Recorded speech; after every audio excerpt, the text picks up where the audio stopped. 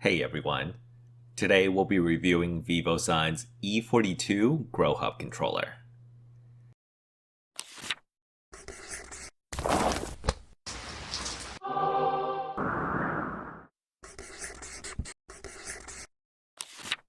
So I got Vivosun's smart grow system pretty much the moment it came out last year.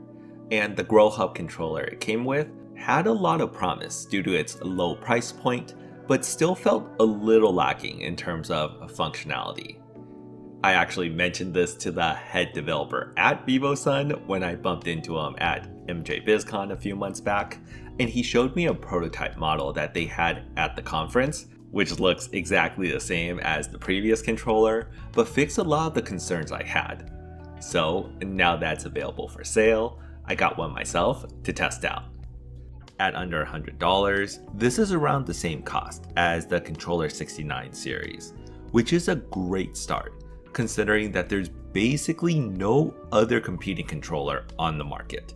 And functionality wise, these two are quite different because while a Controller 69 is very much about customizing controls for multiple products, it also requires a good amount of knowledge to be able to fine-tune it properly and to set up complex automations.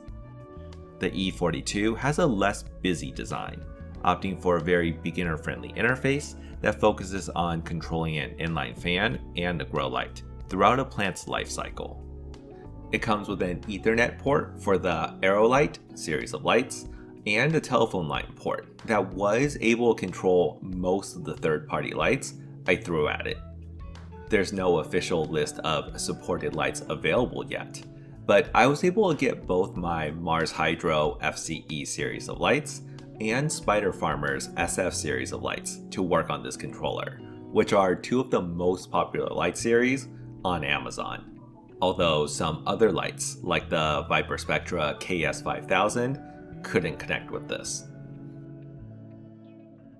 Inline fan wise, the USB-C connector works with the AeroZesh inline fans, and it comes with an adapter that lets it connect to the older Cloudline inline fans that uses this 4-pin design, as well as other inline fans that utilizes a headphone jack design, although I couldn't get it to work with this Terabloom inline fan that also uses the headphone jack for its controls. If you stick with the Vivosun branded products though, you're good to go, especially when it comes to the AeroLight, which has a secondary function that can only be controlled with this controller, the fan in the center of the light.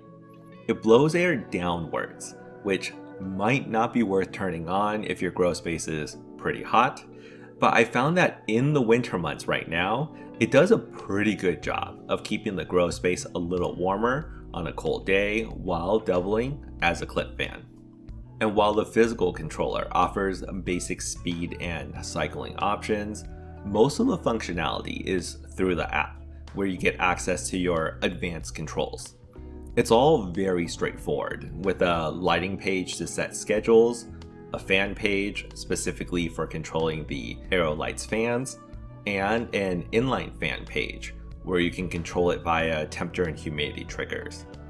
There's historical charts to monitor the environment, and built-in recipes, so if you're new to growing, it'll automatically set up your light schedule and inline fan speeds based on your plant's growth cycle.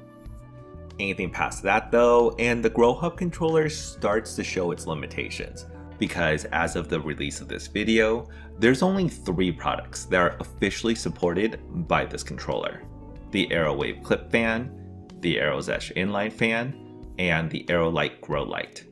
Although, like I said earlier, it does support a number of third-party devices. And app-wise, while it does hint at some advanced features down the road, for now, experienced growers might find it wanting. Still, at this price point, it pretty much beats out every other lighting controller on the market, just like the Controller 69 does. And I'm really glad to see another company develop a quality grow controller priced for the residential market, because the consumer always benefits when there's more competition. So yeah, if you're new to growing and are looking for a quality single plant setup, Or if you're looking for a Wi-Fi lighting controller that can possibly control your inline fans and can give you real-time environmental data on the go, I can definitely recommend checking this out. And that's it for today.